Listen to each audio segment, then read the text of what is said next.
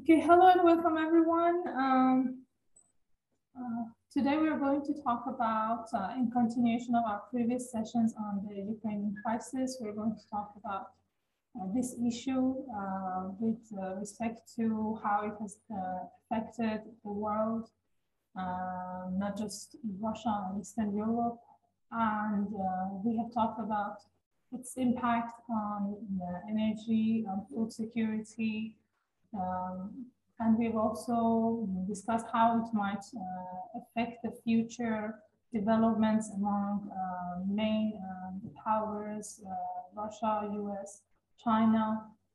And we have a very distinguished guest today, Mr. Let's say Dr. Andrey Kortunov, the head of RIC, and he has accepted our invitation. He has a PhD in history from Russia, and he has been in Russia and done extensive research about the subject. And of course, his academic expertise, his professional experience, and also his familiarity with the subject is really of great interest to us. And we hope to hear his views and to get more of a Russian perspective. And so if you're ready, Mr. Kortunov, the floor is yours. Thank you. First of all, let me express my gratitude for having a chance to make a presentation here and to have a discussion with the Iranian experts. I think that we need to have more contacts between independent experts in Russia and the Islamic Republic of Iran. It's a very critical dimension of the bilateral relationship, which is clearly underexplored and deserves more attention and more investment, at least intellectual investment. I have to say that I represent the Russian International Affairs Council, which is one of the leading think tanks in Russia working on issues of international relations and security matters. And of course, we try to keep Russian-Iranian relations in our focus. We have a couple of partners in Tehran, but we are always happy to see new institutions and new people engaged in this important dialogue. I was told that I would have about 20-25 minutes to express some of my initial views on the subject, and we will engage in a discussion after that.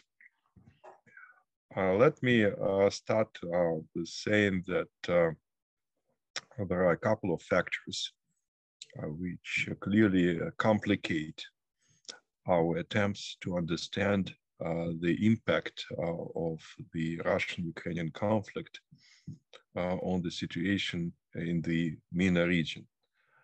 First of all, the conflict is not over, and we don't even know how long it is likely to last for. We don't know how it will end. Both sides claim to have some military successes on the battlefield. And of course, this war is accompanied by a major information warfare, which makes our assessment of what's going on even more difficult and even more problematic. The information war, in my view, is clearly won by the Ukrainian side. So in most countries, you have primarily the Ukrainian picture of the conflict and on the situation on the battlefield. However, apparently both sides believe that with time, their negotiating positions can be made stronger. So neither side is eager to restart a diplomatic process. And we know that there were negotiations between Russians and Ukrainians. The last round took place in Istanbul in late March, but the negotiations have been stalled since that. And my personal assessment is that probably we are getting to the end of the current escalation cycle. It might last for another week or maybe 2 or 3 weeks even. And then both sides will need a pause in the fighting in order to resupply, in order to regroup, in order to change tactics. And this pause might last for a couple of weeks. It will not be a complete ceasefire, rather a very shaky truce. And this pause can nevertheless be used for negotiations. Unfortunately, right now we see that the positions of both sides are getting harder. Russia is definitely advancing in the south of Ukraine, and there are many speculations inside Russia about potential incorporation of some regions of the Ukrainian territory into Russia proper.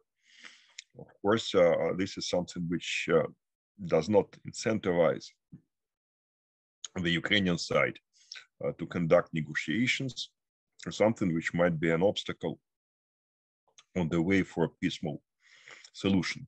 But on the other hand, the Ukrainian position is getting tougher as well.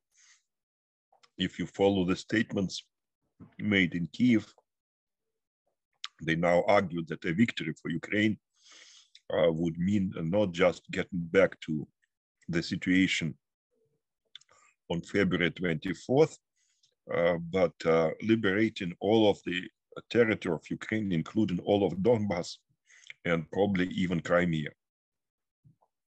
This is not something that can be accepted by Moscow.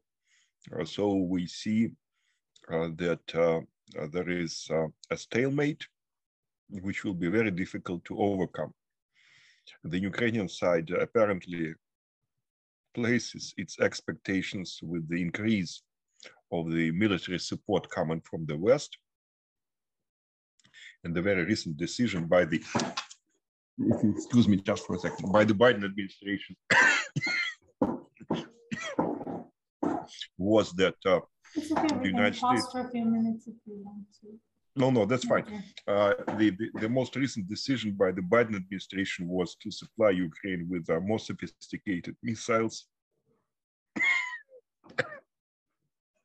and to increase the overall military assistance to Ukraine. Or Russia, in its turn, counts primarily on its slow but steady progress in Donbass. It seems that the whole territory of the Lugansk region in its old administrative borders might get under Russia's control very soon. And probably the same will happen to the region of Donetsk, though in Donetsk, I think we will see more intense fighting because the Ukrainian resistance there is more resilient. So both sides count on their success on the battlefield, and that does not incentivize them to move towards a political solution. We should also keep in mind that in Moscow, they perceive this conflict not as a conflict between Russia and Ukraine, but rather as a conflict between Russia and the West. And there is a lot of jingoism in the West. They want Putin to be decisively defeated. They do not want to see an early ceasefire because they believe that a ceasefire would essentially mean an appeasement policy, something that would reward Putin for his actions in Ukraine. So that's how we stand right now. And it is therefore difficult to make conclusions about the impact of the crisis on the situation in other parts of the world, including the MENA region. Let me add to that is that when we are trying to assess the regional implications of the Ukrainian crisis for the Middle East and North Africa, we should keep in mind that the Ukrainian conflict is intertwined with many other developments in the world.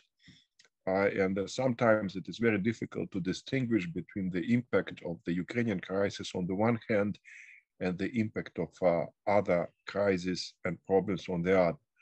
Let me remind you that the world has not fully recovered from the COVID pandemic. And as we see in case of China, the pandemic might still strike back, and it will also have serious implications for the international system, including the economic system and the security system of the world.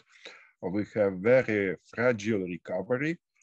Inflation rates are very high in the West, but also in the global South. And we might see the global economy sliding into yet another recession already next year. We might see major corrections in the international stock markets. So when we are looking at the situation today, we cannot imply that all the problems that we have in the world are directly linked to the conflict between Russia and Ukraine. Some of the problems have other roots, and we should look at these multiple sources of instability at large, rather than trying to single out particular impacts of any crisis that we consider. So these are the caveats that I would like to make before getting to the subject itself. And let me, since my time is very limited, let me offer for your consideration a couple of repercussions of the Russian-Ukrainian crisis for the Middle East and North Africa region. The most evident implication of the conflict was the surge of oil prices. Oil prices reached their peak in March of this year. Oil was traded at the level of $130 per barrel, which was very close to the historical records of 10 years ago. And definitely the rise of oil prices and the rise of gas prices was beneficial to Middle East economies, especially countries which are major oil and gas producers. But let me remind you that the gas prices, especially in Europe, started to grow even before the Russian-Ukrainian conflict. We saw a major rise in gas prices already in December of last year, in January of this year.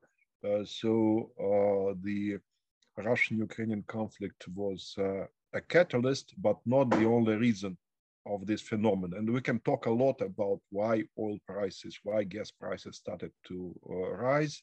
I think that we should definitely analyze the decisions made on the energy transition, primarily in Europe, but in some other parts of the world as well.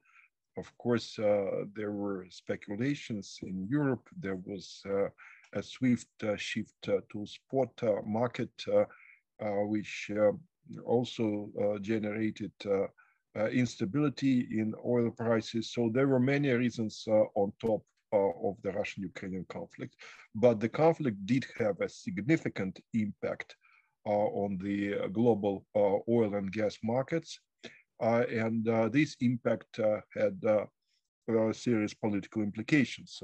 For instance, the United States was forced to start negotiating with Venezuela, though 2 or 3 years ago that would have been inconceivable.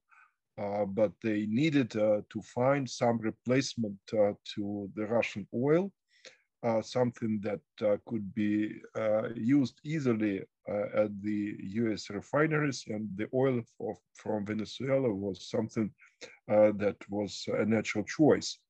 Likewise, I think that the rise of the energy prices incentivized the United States to activate its negotiations with the Islamic Republic of Iran. And today there are even rumors that even if JCPOA is not resurrected, even if this issue is delayed again, the United States might still introduce some sanctions waivers, which will allow more Iranian oil to get to the global markets. So if you look at short-term implications of the Russian-Ukrainian conflict for the energy-producing countries of the region, you should conclude that the impact was positive. On the other hand, if you look at another important global market, the food market, clear enough, the implications were negative rather than positive. Again, I don't want to overestimate the impact of the Ukrainian-Russian conflict on the energy market, on the food market, because food prices started to grow long before the conflict erupted. We saw a continuous growth of food prices for most of last year. And of course, for the first quarter of this year, there were many reasons for these prices to grow. But the Russian-Ukrainian conflict contributed to the growth of food prices as well. Russia and Ukraine remain major producers of wheat and major exporters of wheat and some other food stock like, for instance, sunflower oil. Also, Russia and Belarus are major producers of fertilizers. It's about 20-25% of the global market of fertilizers, and some countries in the region depend on the deliveries of fertilizers from Russia and Belarus. Though, formally speaking, the Russian export of wheat is not sanctioned, but de facto there are limitations on what Russia can do. Because traditional trade chains are disrupted. Russian ships carrying Russian wheat cannot enter many of the European ports. They have problems with international insurance. And that, of course, creates serious complications in terms of delivering the Russian wheat. And since prices in the global food markets are interconnected, the rise of prices on wheat also affects rice, it affects corn, it affects other alternative sources of food stock. So it's a serious problem, especially for Northern Africa, for countries like Egypt, for instance, which depends heavily on import of grain from Russia, from Ukraine, from other countries. Altogether, there are 36 countries in the world to which combined Russian and Ukrainian imports constitute more than 50% of the overall wheat import that they get. So it is a serious problem for many of them. And finally, let me argue that there was an impact on the overall global, but also regional transportation systems, which now have to be readjusted. And that explains, for instance, a renewed interest to activate the so-called North-South corridor, which of course directly involves the Islamic Republic of Iran. So I will see, I would predict a major shift of transportation flows, which would definitely affect the MENA region at large, but specific countries as well. We will see more active attempts by China to promote the One Belt, One Road initiative in the MENA region. And we will have already seen some indicators that China will probably increase its investment into the Belt and Road infrastructure. We will see new attempts by Russia to redirect its major transportation flows and also to activate opportunities of trade in the MENA region, because most of the MENA countries did not subscribe to the sanctions imposed on Moscow by the United States and the European Union. So this is what we see in the domain of the economic relations. But let me also get down to the security dimension. And here we will see, I think, very significant changes as well. The first and probably the most evident repercussion of the conflict is that it will have a very serious impact on accessibility of arms. If you remember, after Afghanistan, one of the problems was to repossess some of the arms that were shipped to Afghanistan by the United States, especially Stingers. Right now, we have many more such systems floating around and accessible on black markets all over the place. We can talk about Stingers, we can talk about Javelins, we can talk even about more sophisticated weapons which might get into wrong hands. And it is easy to predict that some of these systems will be used by radical groups in the MENA region, and that constitutes a new security challenge to all the countries of the region and also to Western countries which are directly or indirectly present in the MENA region. So the security situation is likely to get more complicated. Let me also say a couple of words about Syria, because Syria is a stronghold of the Russian presence in the region. And of course, Syria will be one of the first countries to be affected by the conflict between Russia and Ukraine. And I think there are a couple of dimensions that we should keep in mind. Speaking of the impact of the conflict on the situation in Syria. First of all, and I think it is more than evident that it will become much more difficult for Russia and the United States to agree on anything in Syria.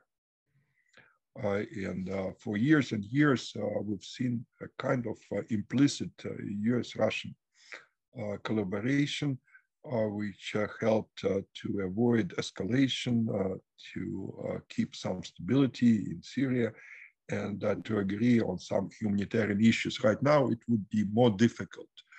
For instance, I don't know how the UN Security Council resolution on Idlib, on humanitarian corridors going through the Turkish-Syrian border can be extended once again. Let me remind you that this resolution was extended last year in July, and it expires in a couple of weeks from now. I know that there are intense consultations in the UN Security Council on the extension of the resolution, but the chances of successful compromise are not very high. Russia accuses the United States of doing nothing in terms of promoting humanitarian assistance going through Damascus. The United States argues that it cannot trust Russia. And of course, there is an issue of Turkey, since from the Russian viewpoint, Turkey did not deliver what it promised to deliver in Idlib in terms of de-radicalization of the political movements stationed in Idlib, specifically finding an appropriate alternative to HTS and other radical groups. So the situation in Idlib might become more unstable, and we might see also mounting humanitarian problems in this province of Syria. Likewise, I think it is becoming increasingly difficult to find any kind of a compromise on the north of Syria, and the Turkish side is likely to activate its operations against Syrian Kurds, which would imply more conflictual relationship between Ankara and Washington on this issue, but it will also affect the Russian Federation, at least indirectly. So this is one dimension which I think is important. Another dimension of the Syrian situation, which is likely to get more complicated, is the attempts of Russia to serve as a broker, as a mediator between Iran and Israel. I think that we now see a rather rapid and unfortunate deterioration of the Russian-Israeli relationship. Israel tried to stay impartial between Russia and Ukraine. In the beginning of the conflict, I think that now Israel is tilting towards Ukraine because of the public pressure and pressure from the United States and other Western countries. I think that the Israeli-Ukrainian security cooperation is on rise. Israel supplies Ukraine with weapons, and I think that it makes this traditional Russian-Israeli relationship unsustainable, which means that the balance of powers in Syria might shift. Russia might be forced to tilt closer to Iran, and Israel might take more assertive actions on the territory of Syria, especially in view of what's going on in the neighboring Lebanon. Of course, Israelis are trying to deny Hezbollah opportunities to conduct strikes against its own territory, but also against Hezbollah engagement in Syria. So this change in balance of powers is something that we should keep in mind. Finally, speaking of Syria, I should add that it is becoming probably more difficult for Russia to render economic assistance to Bashar Assad and the Syrian government. The economic situation in Syria is not getting any better. And definitely the Syrian leadership is trying to diversify its investment portfolio by reaching out to Arab neighbors, specifically to Gulf countries, in order to reinstall its positions in the family of Arab states. We see a lot of interaction between Damascus and Abu Dhabi, between Damascus and Riyadh. And clearly, Bashar Assad wants to the extent possible, to make sure that its leadership relies not just on Russia and Iran, but also on better contacts with Arab states. So that's what we see in Syria. Finally, as I understand, my time is running out quite fast. Let me also. It's okay, we can extend the time. Thank you. But professors are very talkative. I don't want to abuse you for too long. It's always better to.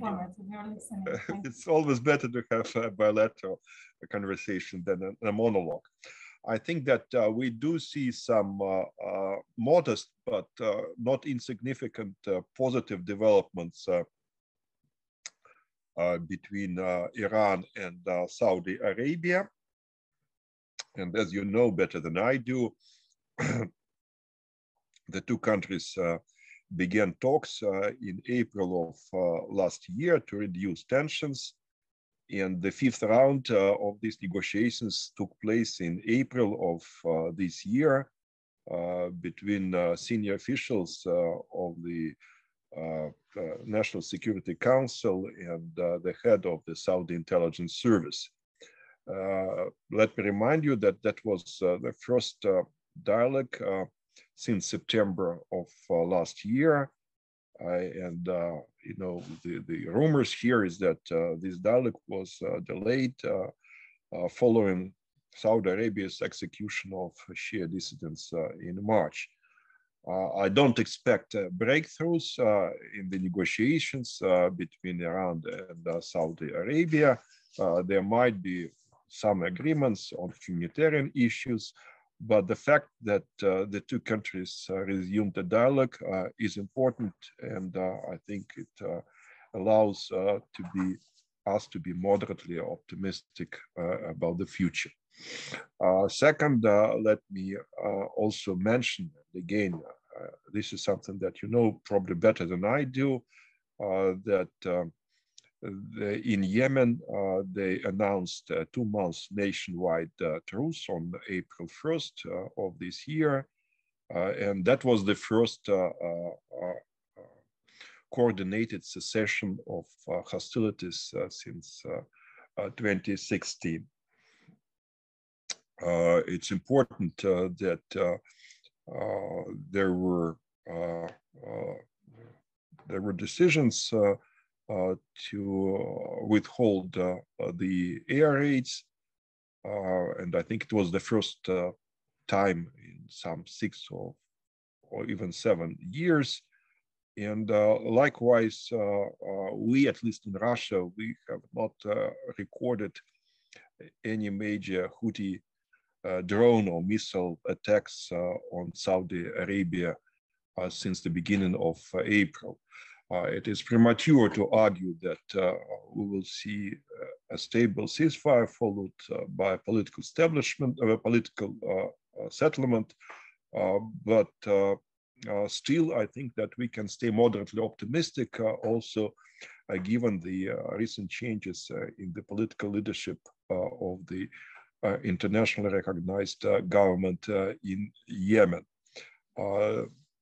President Hadi introduced important personnel changes, which I think opened the way for a more inclusive dialogue with the opposition. Let me also argue that there were some positive developments on the United Arab Emirates Iranian front. Of course, there are still issues, including territorial issues, the 3 islands, which the United Arab Emirates claims to be occupied by the Islamic Republic. But we've seen some activation of the dialogue, and I think it's important, especially because Emiratis remain a major trading partner for the Islamic Republic. So there are still issues which remain a matter of our concern. I mentioned the problems between Israelis and Iranians in Syria. I think that we might see more tensions, which might involve Hezbollah in Lebanon. This is something that we should keep a close eye on. I would also argue that there were a couple of unfortunate maritime incidents, and some of tankers were seized, like the Asphalt Princess or Mercer Street. Definitely, we need some kind of confidence-building measures in the Gulf, or at least in some parts of the Gulf, in order to avoid additional incidents. And finally, I'm concerned about instability, signs of instability in Iraq and in Lebanon. I don't want to go into details, but definitely there are tensions within Iraq, and there are very difficult relations between the Iraqi leadership and the so-called PMF. And the future of Lebanon is not very bright either. I don't want to get into more detail. We can discuss each of these issues, of course, in our conversation. But let me tell you that in terms of concluding, that we don't know how this crisis between Russia and Ukraine will affect the overall system of international relations. And I recently published a rather long paper on the RIAC website. You can get it from there, where I outlined three alternatives, three alternative outcomes of the crisis. The first I would call restoration. That implies that we might get back to the old unipolar world if Russia is defeated, if the West prevails, and that would mean a resurrection of the US leadership in the world, like something that we saw in the beginning of this century. The second option is the option which I call reformation, and that implies that some compromise will be reached in Ukraine, but also beyond Ukraine, not only between Russia and the West, but also between the West and China. And this reformation would pave the way for a transformation of many international institutions, both security and the development institutions, and some compromise between the West and the East at large, between the global North and the global South. And that would imply a readjustment of many norms of international law. And finally, my last scenario, which I outlined, is the scenario of revolution. If no agreement is reached, the conflict becomes a frozen, not very, very frozen conflict, which might last for years, with some ups and downs, with some shaky ceasefires and rounds of escalation. And in this case, I can foresee a disintegration of the international system at large, including major international institutions, the system of international public law, a lot of arms race, maybe proliferation of weapons of mass destruction, maybe proliferation of international terrorism. So the situation will get much worse before it starts getting any better. So these are the three options. I think that at this particular juncture, all the three options are still open. Though, of course, I would prefer the scenario of reformation. I think it's the only way we can maintain a degree of stability and predictability of the international system. It is not likely to be an ideal solution for anyone involved in the conflict. All the sides will have to make concessions.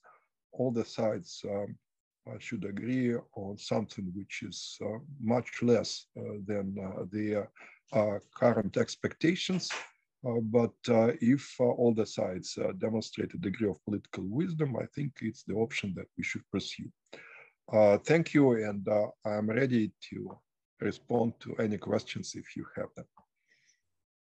Thank you very much. It was a very comprehensive talk. You actually responded to some of our questions, I suppose, but since this is a very important issue and it raises so many questions, we still have some further questions to ask. And we will try to just keep the questions short and hope that if you can help us keep the answers short as well, so that we'll have enough time to keep up within the time frame that we have. Throughout your presentation, you mentioned the impact of this conflict on the international system and on the international order as well. And you also mentioned in your conclusion some scenarios for the future. I was going to raise a question with that regard about, for now, throughout the past few months since the beginning of this conflict, we have witnessed a kind of isolation of Russia in the international relations, and they have decided, the West has decided to exclude Russia from some frameworks of cooperation. And if this, let's say, trend continues, if these developments would kind of spill over to other frameworks of cooperation, what will happen, do you think? Do you think that what will Russia resort to? Will the country try to build new coalitions globally and also in the region? How will that affect Russia's relations with the Arab countries in the Middle East, Russia's relations with Turkey? That was one question about that. And another issue that you mentioned was with regards to, I have to just refresh a little bit. Okay, I listened to your response. If you please, yes. Yeah, let me, but can you repeat the second one? The second one, I have written some notes, but I have to just go over my notes again. Sorry. Okay, let me respond to the first one because it's a big question. Yes. Indeed, there is a very clear intention by the West to isolate Russia as much as possible, ideally to turn Russia into another North Korea, to cut it off from global economic and technological chains, to isolate it in international organizations. And we see Russia leaving some of these organizations, especially in Europe, like the Council of Europe, like the Council of Baltic Sea states. The Arctic Council is now paralyzed. Russia is chairing this council till May of next year, but basically it does not operate. And there are rumors that probably Russia will have to leave a number of other international organizations. There were attempts to exclude Russia from G20. These attempts were not successful so far, but the intention is clearly there. So how could Russia respond to all these attempts? First of all, I think it is important to expand Russia's relations with non-Western countries, and this is exactly what we see happening. Right now, Russia is trying to become more active in dealing with some of its neighbors and some of its partners, especially in the Eurasian landmass. We can talk about China, India. Neither state subscribed to US-led sanctions against Russia. We can talk about the Arab world, and Minister Lavrov has just paid a visit to the Gulf. But it is also related to countries like Iran and Pakistan, which are becoming more important and which are higher on Russia's priority list than they were earlier. Russia is also trying to reach out to countries in Africa and in Latin America. It is still a moving target. We see it as a project in the making, and we can only hope that the Russian attempts will be successful and that this strategy of isolating Russia will not work fine. A lot will depend, I think, on how long the current military operation of Russia in Ukraine will last for and how it will end. Definitely, it will be an important signal, not just to countries which oppose the Russian Federation, but also to countries which are more or less favorably inclined towards the Russian Federation. So it's yet to be seen, but definitely Russia has to face an entirely different international environment. And I personally do not foresee that the Western positions might change anytime soon. I think that some damage inflicted to relations of Russia with the West is already beyond repair. So we cannot get back to where we were before February 24th. And that might become a major catalyst for the Russian pivot to the east. I think that it will imply that Russia will have to pay more attention to organizations like the Shanghai Cooperation Organization and BRICS and the Eurasian Economic Union and other organizations which are not predominantly Western but represent a different community of nations. How successful Russia is, it's yet to be seen, but I think that Russia is definitely redirecting its foreign policy priorities. We can observe it happening in front of our eyes. Thank you very much. So as you mentioned, also in your lecture, you referred to that as well. A lot depends on how long the conflict will last. If we imagine two scenarios of a short-term conflict continuing for a few more months or reaching the kind of short-term cessation of escalation and conflict by the end of this year, how will that affect other global developments, especially the developments we are witnessing in the Middle East? And some general ones like energy and food security, which concern also the region. And if it continues, because you mentioned that you're skeptical that it will end soon. If it becomes a frozen conflict that is going to last for more years, even a decade, how will that impact the global economy, the international system, and how will that, if it, considering its consequences for the Middle East, how do you think it would create some, because my second question that I was going to mention is about,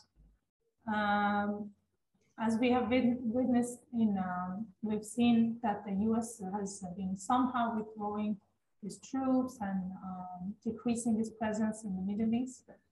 With this ongoing conflict as well, we might see a kind of escalation of tensions in various regions, which of course the region that is focus of our attention in the Middle East. How would this length of conflict have an impact on the tensions in the Middle East, especially since Russia is an influential player in some of these security and stability structures, in non-proliferation cooperation with the West, in arms race control, and so if these systems of cooperation are dismantled or disrupted, what will happen, do you think? What will be the replacements? Well, first of all, let me say that one of the implications of the conflict in the MENA region is that it activated discussions within the region about the credibility of the US security commitments to the region. And following discussions in major capitals of the region, I come to a trivial conclusion that political leaders and expert communities of the region are split. One position is that the United States and other Western countries have demonstrated a remarkable degree of integrity in responding to the conflict between Russia and Ukraine. The level of sanctions was unprecedented. The level of the US military support to Ukraine was also unprecedented. So that suggests that the United States still has very strong commitments to its international responsibility as a major provider of security. So if something happens in the Gulf, for instance, or in a broader Middle East framework, countries which are associated to the United States can always expect the United States to come to their rescue. So that's one view. But there is the opposite view. And the opposite view is based on the assumption that the United States failed to deter this war, and it failed to defend Ukraine. That the United States is ready, and the NATO alliance at large is ready to provide some kind of military assistance. It is ready to confront Russia, but it's not ready to put its boots on the ground. And if the United States is not ready to do that in Europe, many Middle East countries cannot be assured that the United States will do it for them if something wrong happens in their own region. So the credibility of the US security guarantees to its partners and allies in the MENA region might be eroded. So this is the second view on the impact. And of course, it is very difficult to reconcile these two positions. But if we assume that the US security guarantees to the MENA region are diminishing, then it gives a certain window of opportunity to major regional powers that might seek to replace the United States as security guarantors of their own region. And specifically, we can talk about three countries which can claim to be not security consumers, but rather security providers. And these three countries are Turkey, Israel, and Iran. The three countries which do not really depend. Well, with Israel, probably we should use some qualifications because, of course, Israel depends to a large extent on the security assistance it gets from the United States, but Turkey and Iran are to a large extent self-sufficient in terms of their security capacity. So this is the discussion which goes on. But let me get back to the question that you raised about the length of the conflict and its outcomes. I think that the worst case scenario is that we will have another unresolved conflict in Europe, which will not be stabilized in any particular form, but which will probably resemble the current situation in Cyprus, when you have no agreement between Turkey and Greece. You have no international recognition of the Turkish Republic of Northern Cyprus, but there is a green line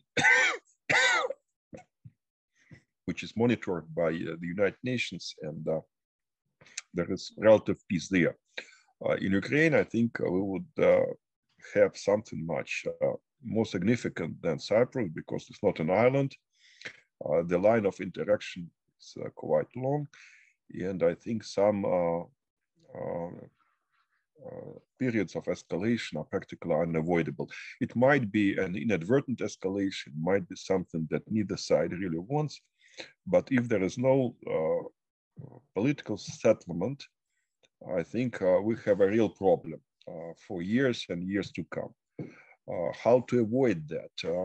I think, first of all, both sides should accept that they will not get what they want.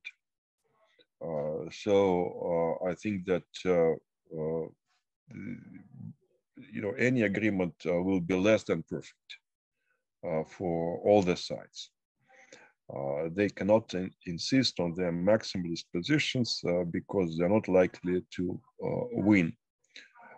Second, it's important to take an incremental approach, to start with something really small and modest, like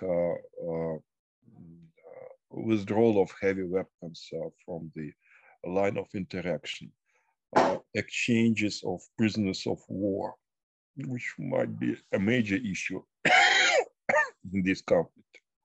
Maybe some confidence building measures, mill-to-mill contacts that would allow the sides to avoid kind of inadvertent escalation caused by a human error or technical malfunction or by some loose cannons, which are there in plenty. And also it is important that it's not only between Russia and Ukraine, but also between Russia and the West, because in Moscow, the conflict is perceived as a conflict between Russia and the West at large. So without major Western powers engaged, it would be difficult to fix any agreement.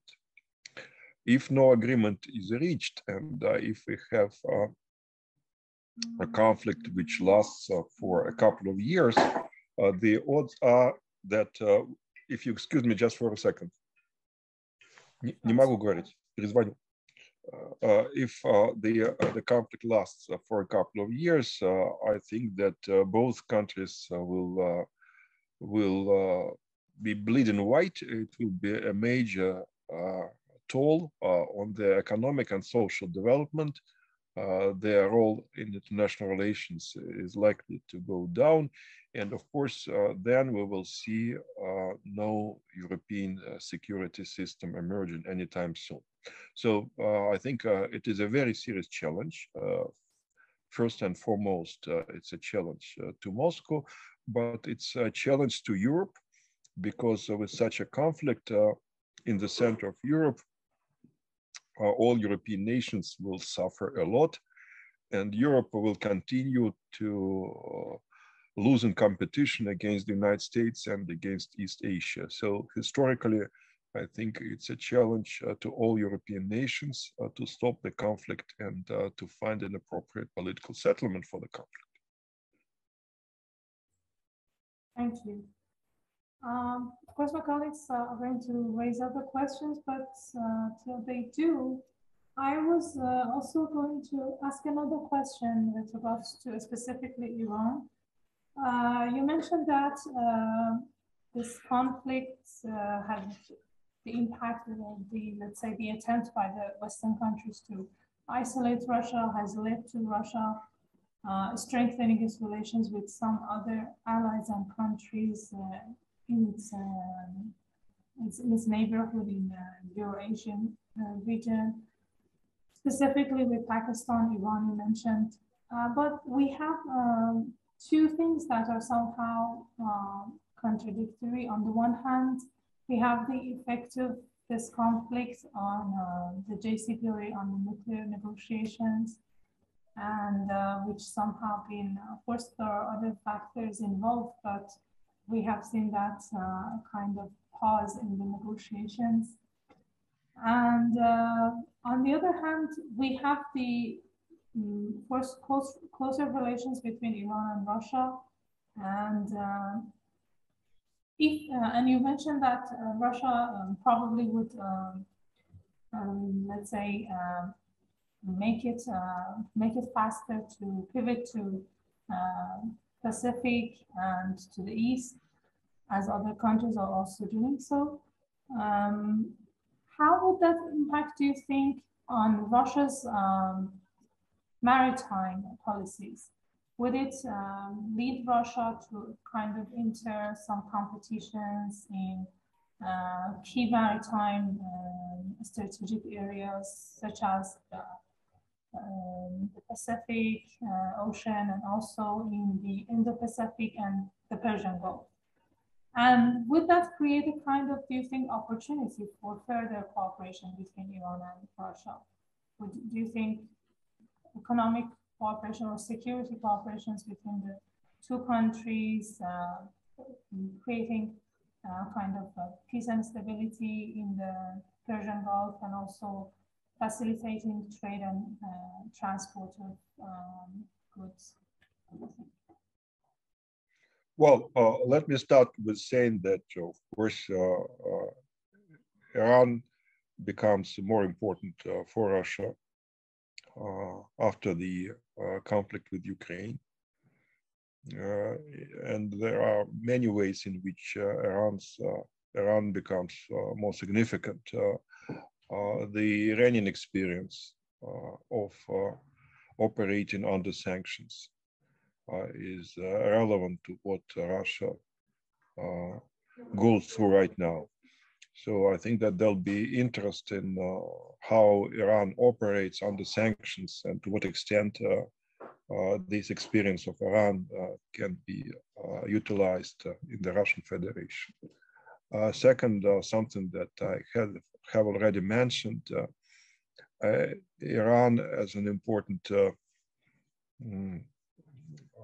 partner in developing new transportation corridors, specifically north-south corridors from Russia to the Indian Ocean. I think that the attention to this project will grow in Moscow, and that might also be a major catalyst for more intense Russian-Iranian economic cooperation. Third, multilateral institutions in Eurasia. And again, here Iran might play a role. Iran, as you know, has entered SCO at the last summit. And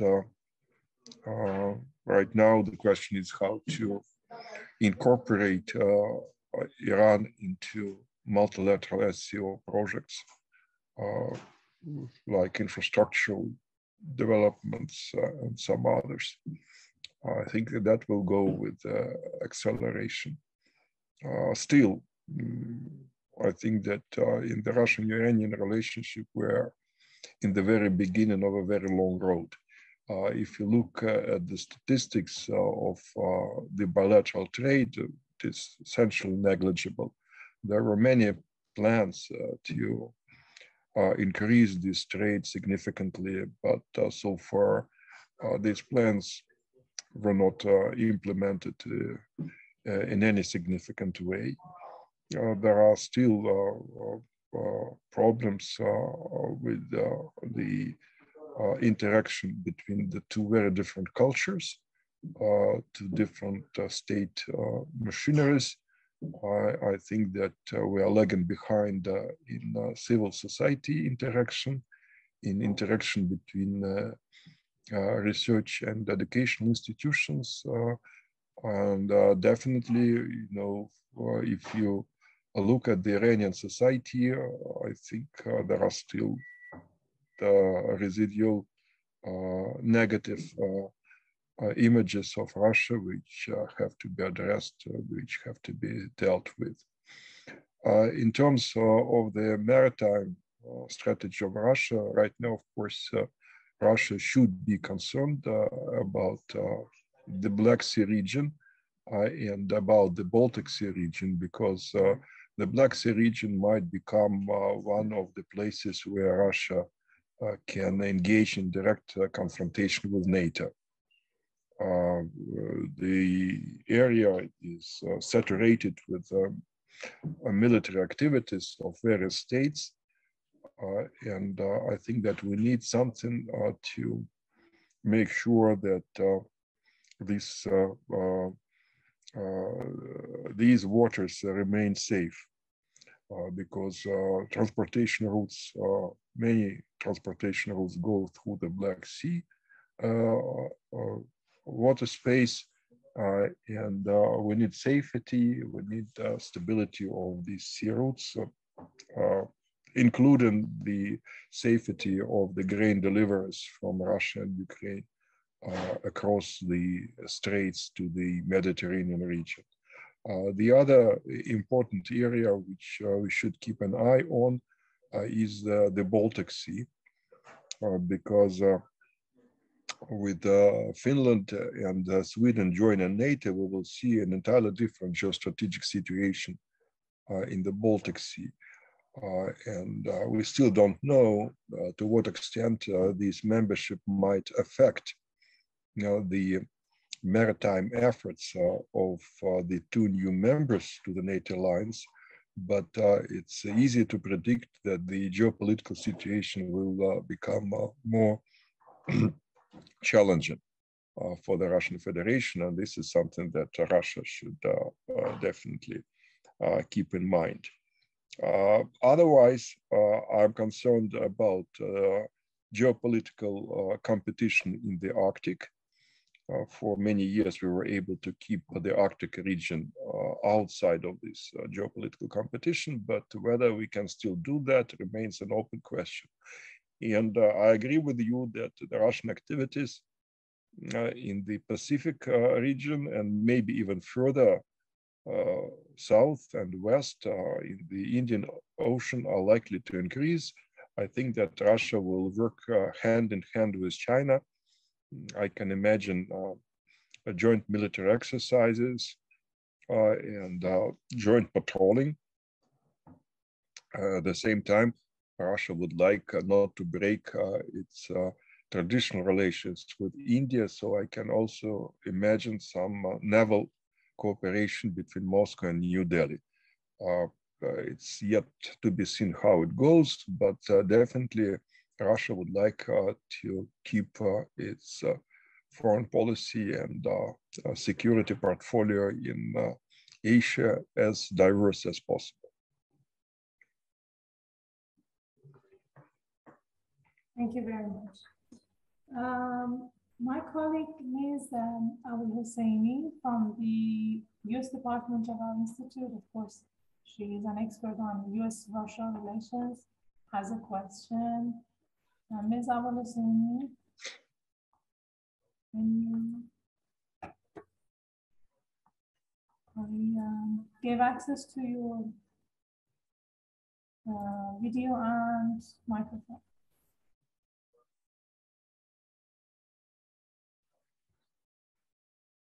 Ms. Abul Husseini, can you hear us?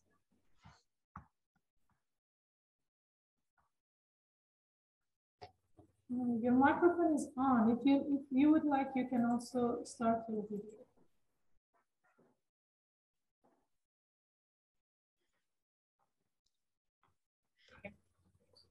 So please go ahead, Ms. Abul Husseini. Your microphone You're is muted. On. Yeah.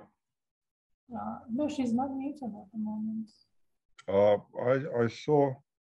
There are two names.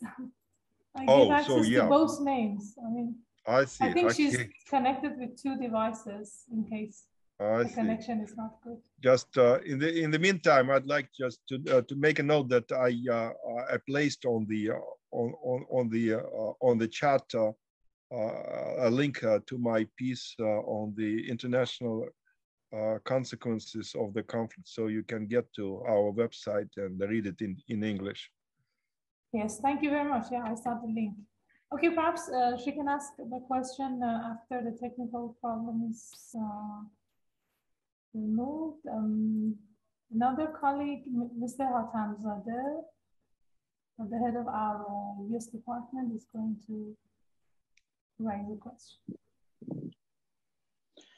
Hello, and thank you for your presentation. And I hope to see you in Tehran and our institute very soon. Can you hear me? Yes, yes, thank you. I can hear you loud and clear. In the beginning of the Ukraine crisis, many, whatever it cost. But as you know, due to the sanctions imposed by the West on Russia, China has reduced its trade with Russia and even stopped some investment projects.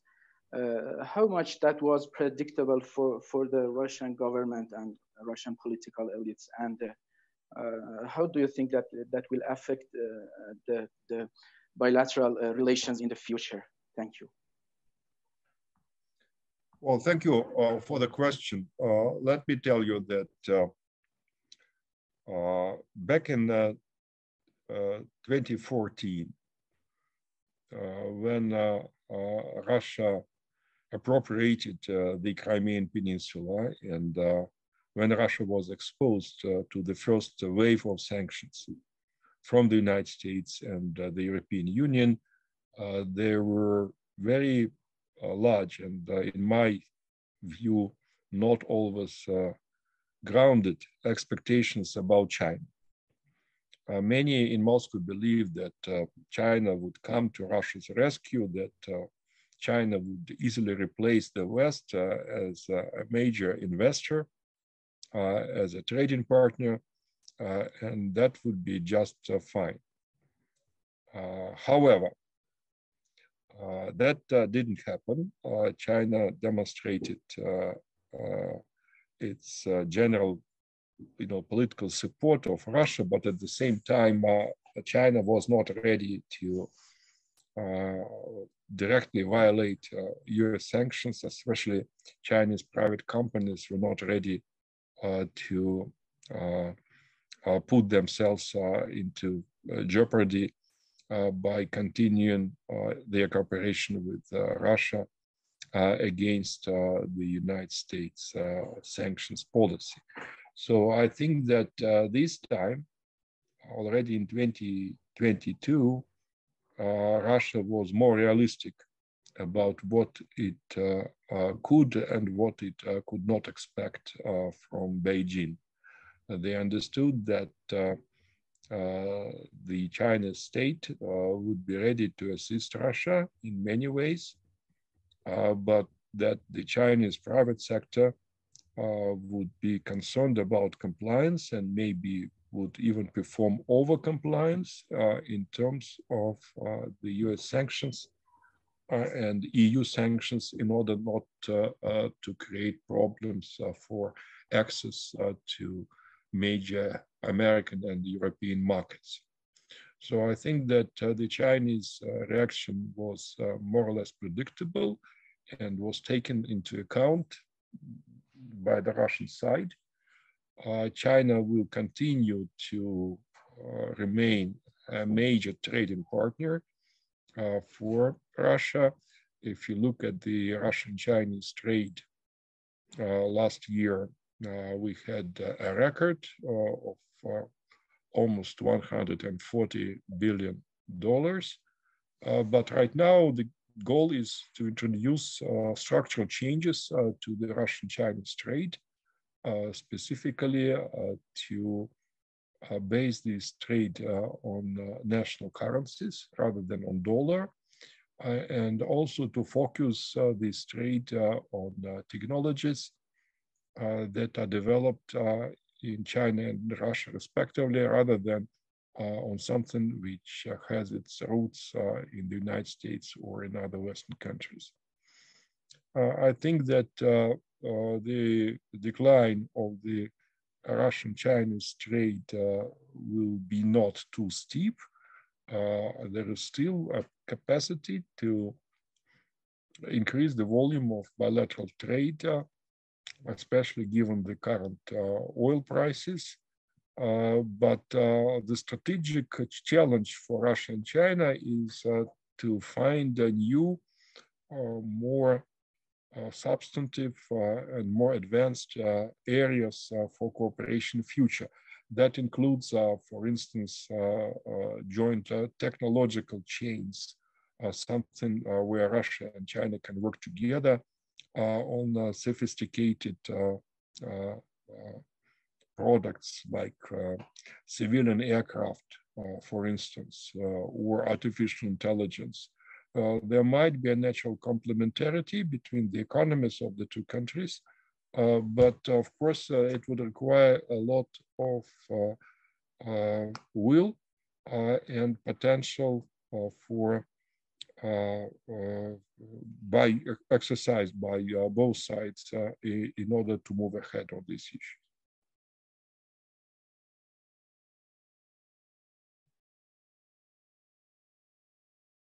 Okay. Thank you very much. Mr. Hatamson, do you want to add any comments? I have two questions from Mariam. Yes, I think she's written it down in the chat box. Yeah, it's Russian, I cannot read it, sorry. So I'm privileged because I guess I know the language. Yes. So the first question is on the US-Russian relations, and it's about the comparison between the situation today and the situation of 1980s under the Reagan administration. To what extent we can draw parallels between the two periods in US-Russian relations. And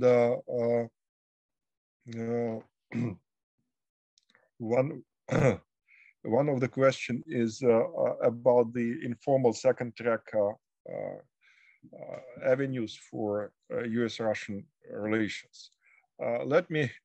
These are two questions, and thank you for reminding me of my participation to the Dartmouth process, because it's unbelievable. It is almost 40 years ago, so it gives you some sense of how old I am.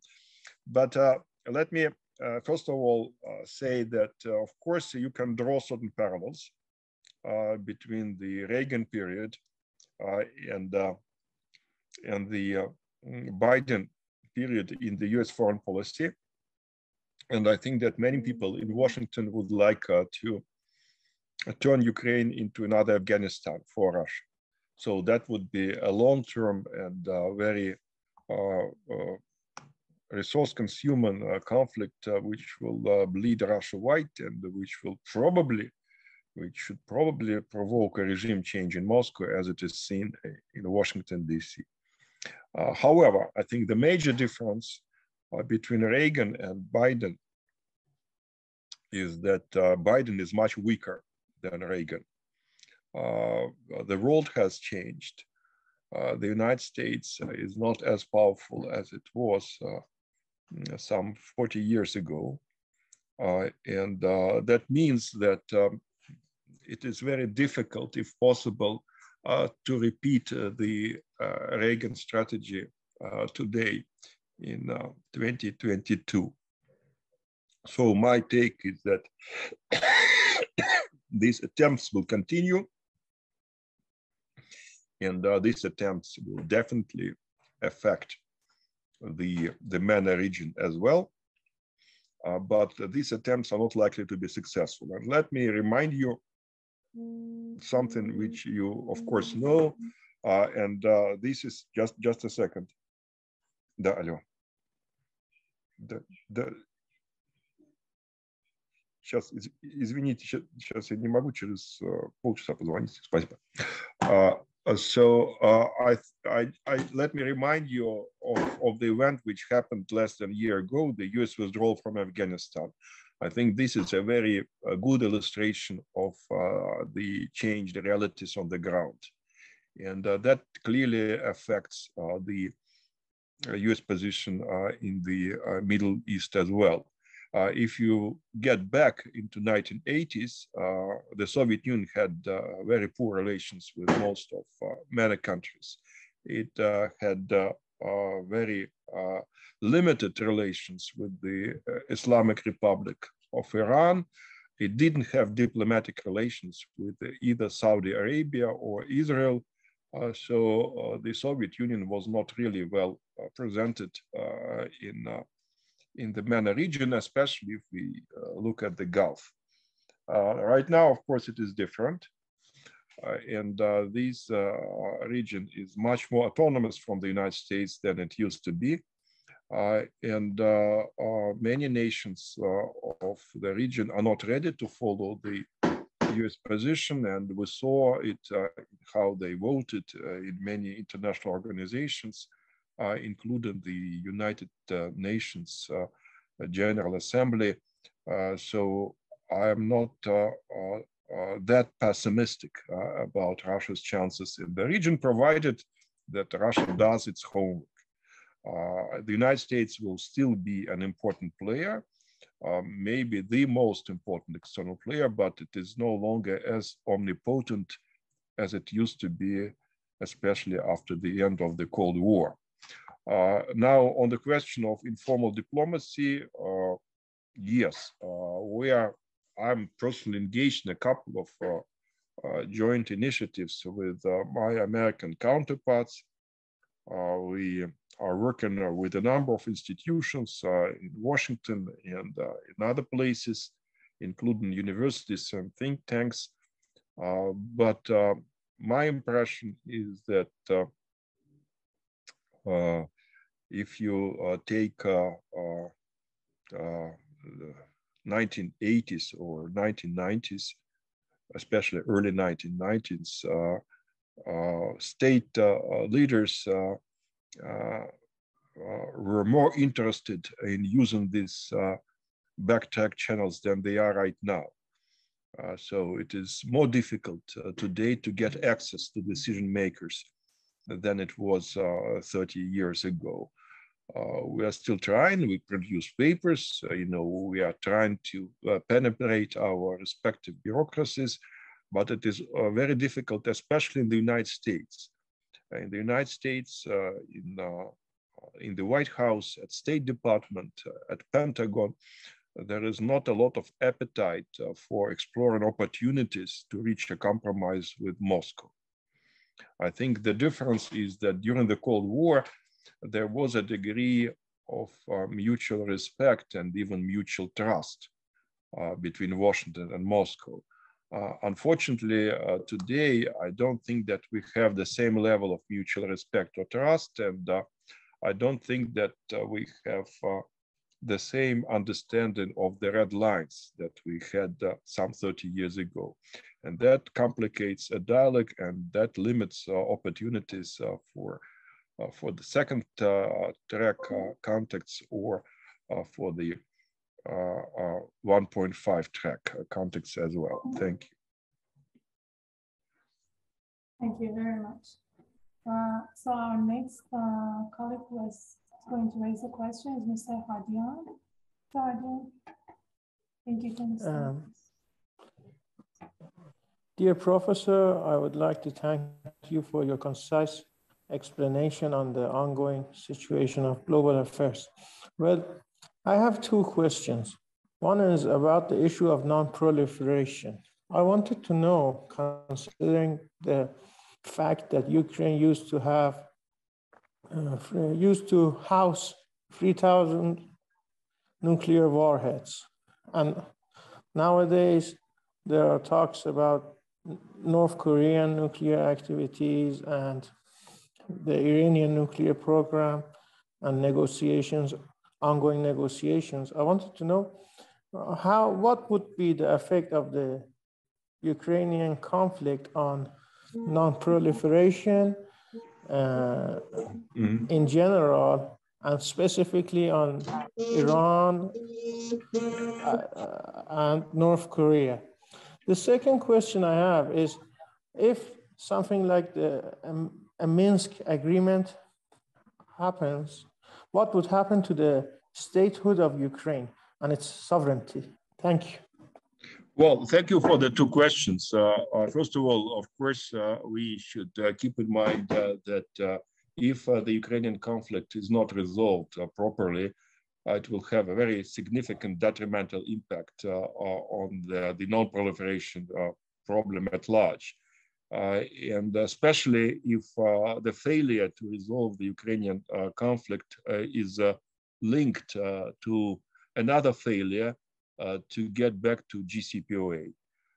If we have these two unfortunate developments, then I become very skeptical about our ability to have a successful NPT review conference this year.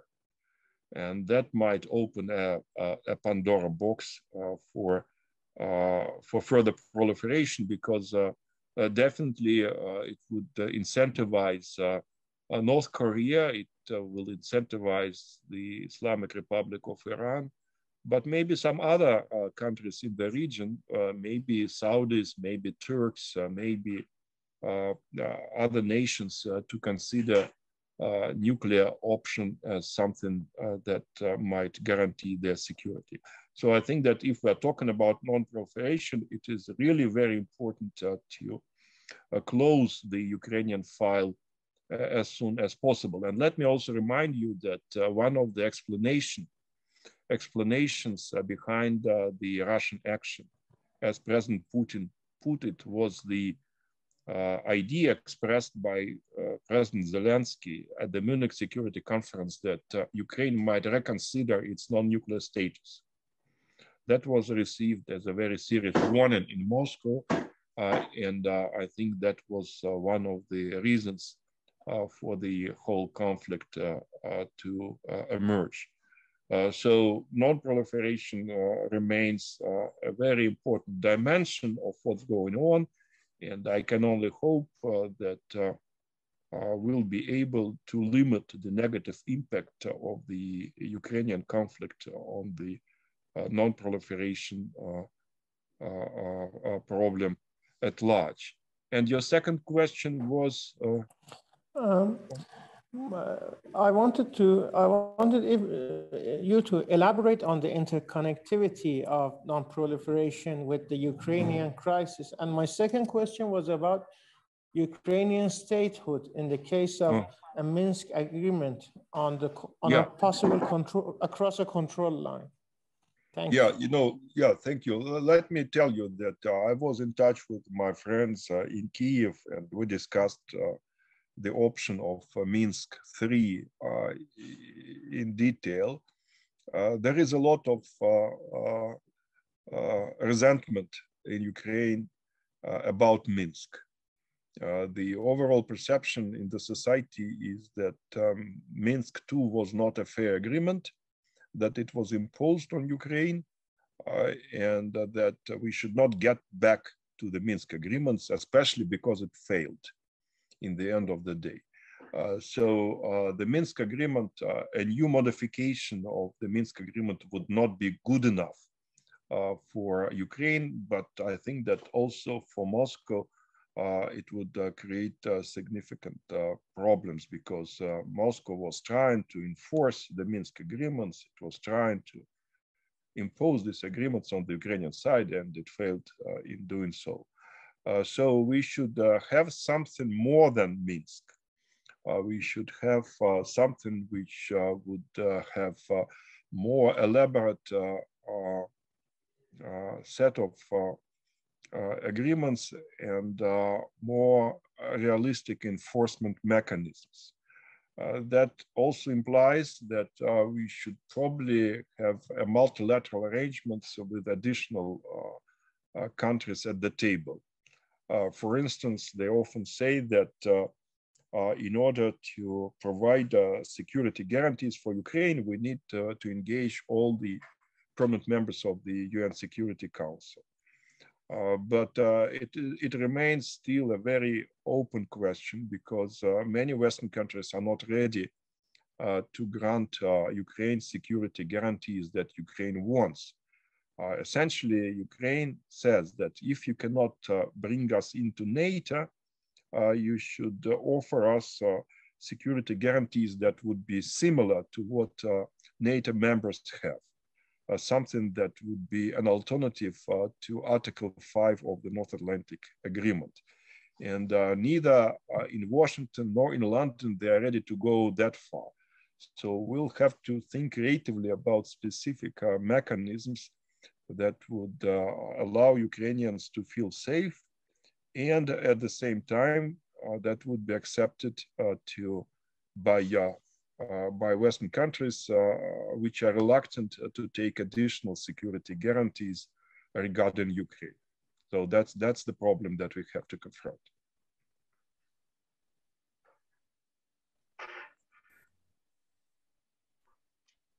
Thank you very much. Mr. Adian, did you get your responses? Because we have some more questions.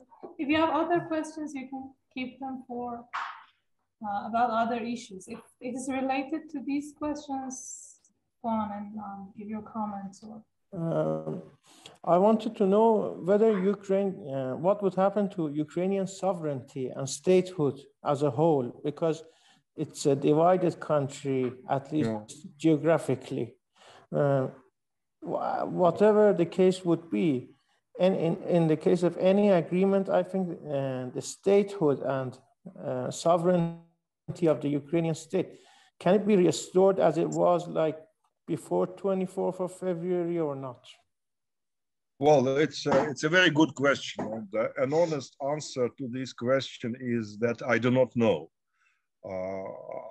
My personal take is that we should try to restore the Ukrainian sovereignty and its statehood, but definitely it's not the only view which exists in Moscow. Some people believe that Ukraine should be compartmentalized and turned into a couple of states. Some say that it should be divided into the eastern and the western parts. So it's not clear what will happen to Ukraine. But I think that for Russia and for Europe, it would be better to have Ukraine as a sovereign state in its own right to the extent possible, because the alternative would be to have a couple of small quasi-states with unclear legitimacy, with unclear status in international relations, and these states will compete with each other. Probably they will fight against each other. So it's not a very bright prospect. But let me say that indeed, I think a lot will depend on how this conflict ends, how much territory Russia will control in the end of the day, how much territory will be retained by Kyiv, what kind of political regime might emerge in Kyiv, whether Zelensky survives politically or not. All these remain open questions. So right now it's very difficult to make any predictions. Thank you very much. Okay, Mr. Avinejad has raised his hand. Mr. Hello. Go ahead. Can you hear me?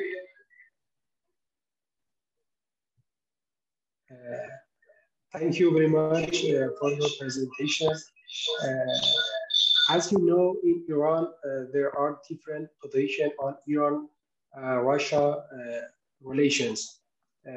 In May 2021, you wrote an article with this title, Russia and Iran, how far from a strategic partnership.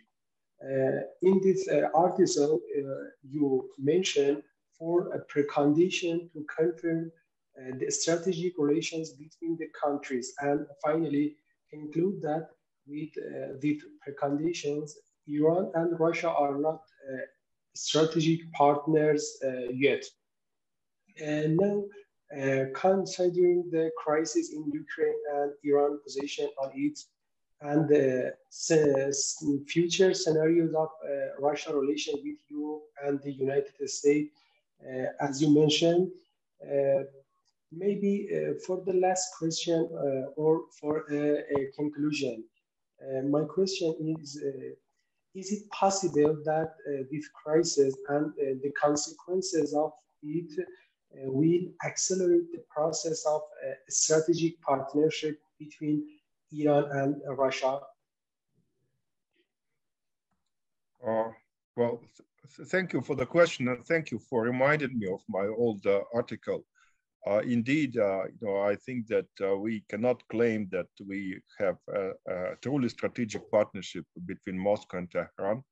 I think that there are still many problems on which we should work, but I do believe that there is a lot of potential in this partnership. In my opinion, in Russia, they often underestimate the capacity of Iran, including its industry and its research and its education. Iran is a country which is changing very fast and which we can offer a lot if you approach Iran the right way.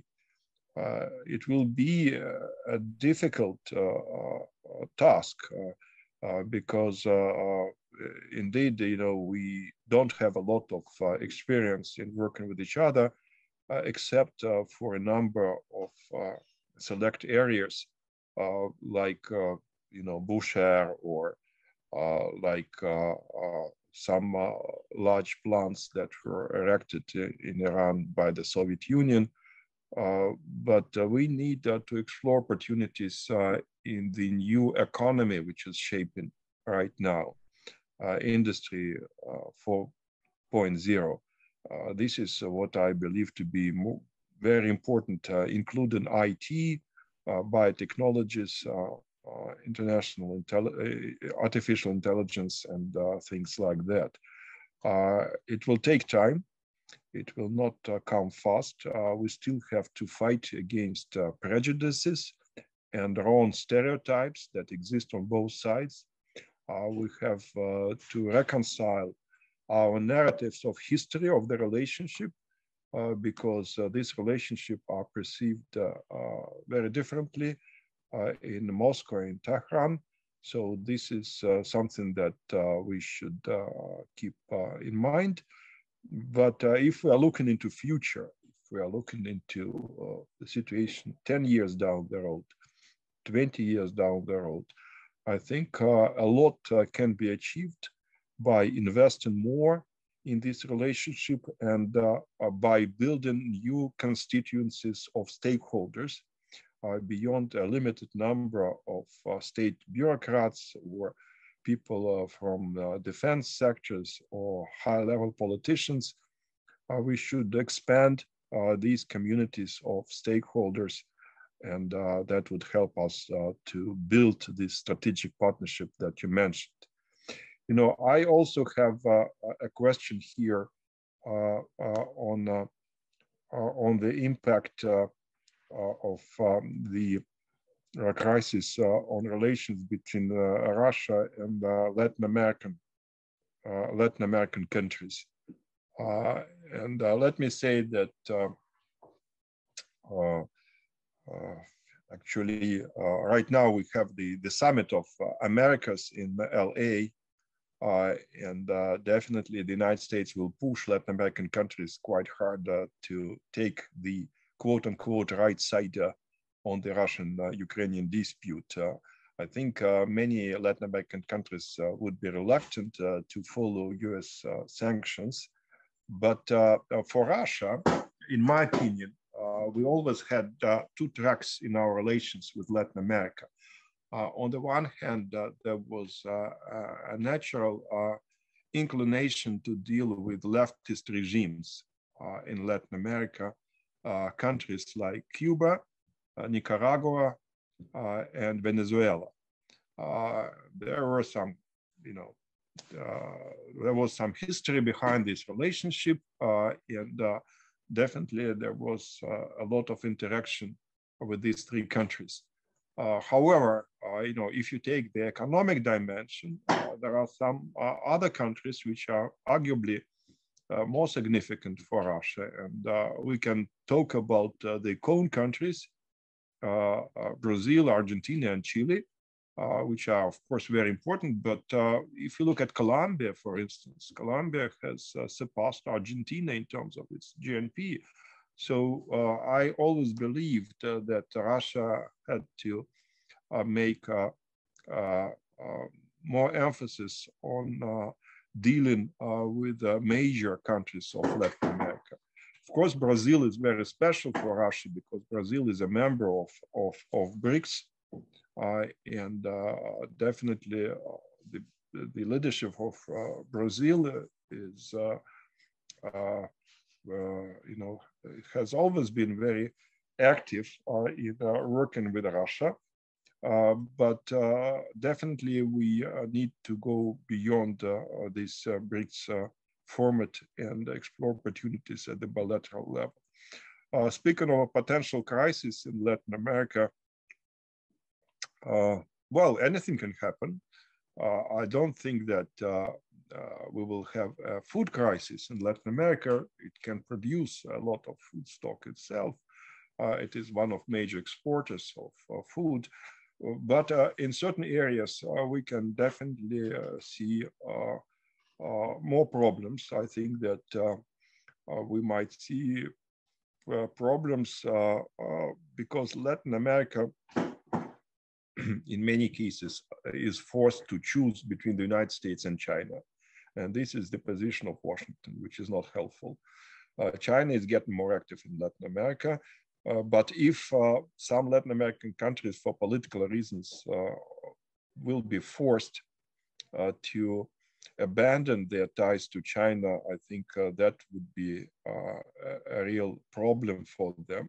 I hope it will not happen. I hope that Latin America will emerge as an independent player in international politics with its own national and regional interests, which will not be obscured by relations with other great powers, including that with the United States of America.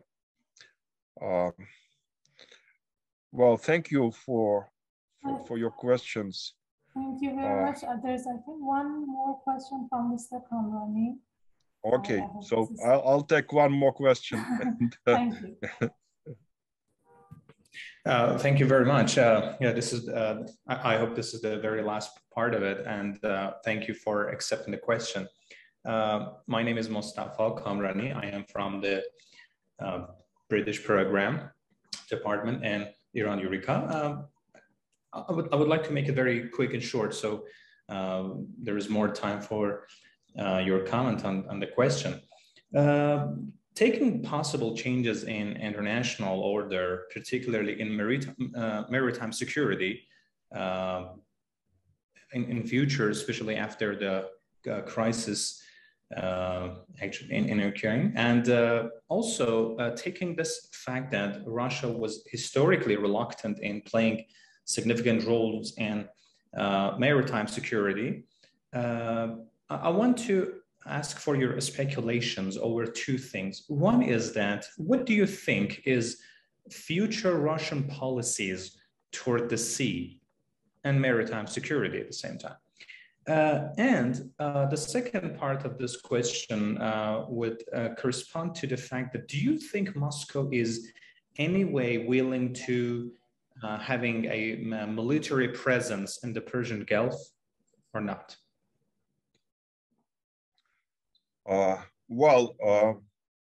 I think that generally speaking, you are right, that Russia has not been actively engaged in maritime strategy. It is a land power mostly, though of course there were some periods of Russian activism in high seas.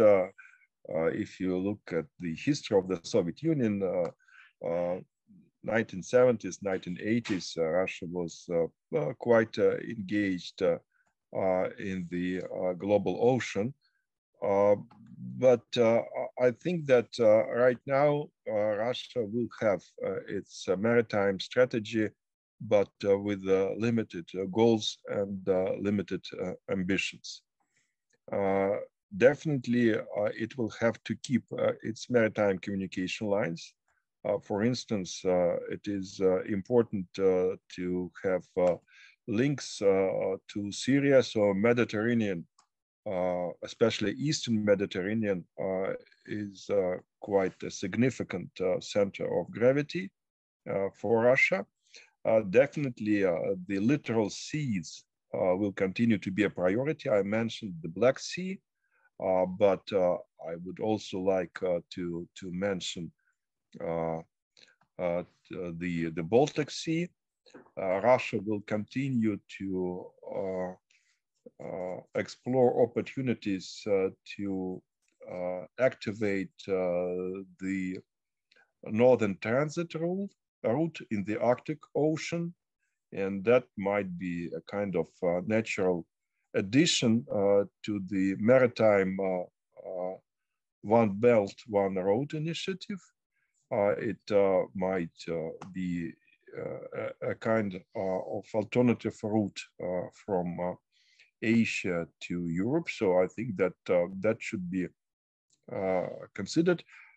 In terms of the Gulf, more specifically, as you probably know, Russia has advanced this initiative of collective security in the Gulf area.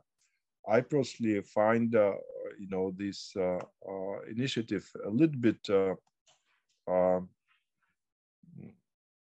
romantic, if you wish. I don't think that it can be implemented anytime soon. But in my view, basically, Russia can be a part of a multilateral effort in the Gulf, together with other non-regional players, to provide for some kind of stability and deconflicting in the Gulf area. And here, I think Russia can probably work together with other players, non-regional players, which have interests in the Gulf. Players like China, maybe India, maybe some other countries. So I think that we can see some kind of Russia's engagement in the Gulf, provided that Russia is not the only player. And of course, we had some precedents of Russia working in the Gulf and with other countries in the Gulf region. Let me. I don't know. That's. I wrote a piece on this maritime strategy specifically in the Gulf, but it is only in Russian. I'm afraid I cannot give you it in English. But of course, Russia is not likely to be the main player there. I think its ambitions will continue to be limited, but it would like to be a player among other players, including the Gulf region as well. Thank you. Thank you very much. With that as our last question, I would like to thank you again for your patience with us answering all the questions. At the beginning of the session, I was going to introduce our institute, which has only started working for about 7 years now. And we have 2 departments, US department and Europe department, and our colleagues, as you saw, are focused on different countries or different aspects of relations. For example, US relations with Russia in Latin America. We have the UK program, with the EU program, and etc. And since that we had this very informative discussion, I was going to add that we hope that in the future we would be able to have joint webinars with your institute. We have done this before with other institutes, with European institutes such as IIP, International Institute for Peace. And we recently had a joint webinar with a French think tank, the FMES. specialized in maritime security. And we hope that we will continue these collaborations with other prominent and distinguished think tanks such as yours. And just wanted to add that as a last note. Thank you. Thank you. And I appreciate your interest in our work. And indeed, you know, we have a large portfolio related to various aspects of security, including maritime security. Of course, we keep an eye on the United States and Europe as well. So we are welcome to ideas of joint events and maybe even joint research products in future. So thank you for your attention. Thank you for inviting me, and let's stay in touch. Yes, sure. Thank you. So this is not actually goodbye. Let's hope for the next time that we meet again. Absolutely. Absolutely. Thank you. Thank you. Take care. Have a good Take day. care. You too.